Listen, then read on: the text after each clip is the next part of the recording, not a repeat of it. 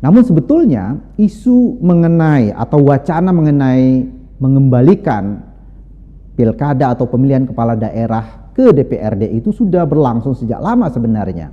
Bahkan di akhir pemerintahan Pak SBY atau Pak Susilo Bambang Yudhoyono, anggota-anggota DPR bahkan berhasil mensahkan undang-undang pilkada ketika itu tahun 2014 yang di dalamnya memuat tentang penghapusan pilkada langsung.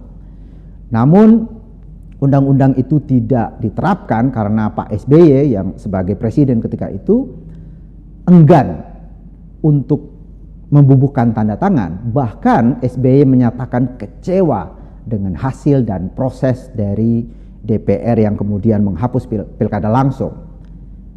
SBY menyatakan, saya kecewa dengan hasil dan proses politik di DPR.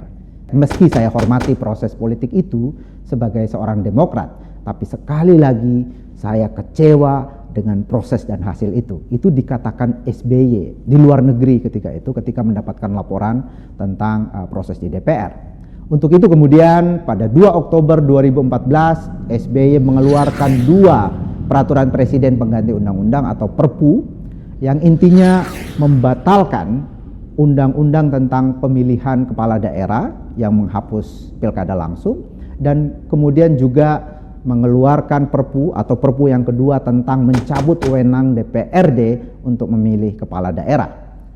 Nah, walaupun kita tahu bahwa tadi Pak SBY mencabut undang-undang itu dan pilkada terus dilakukan secara langsung, namun pada dasarnya wacana atau gagasan untuk mengembalikan pilkada ke DPRD itu tetap bergulir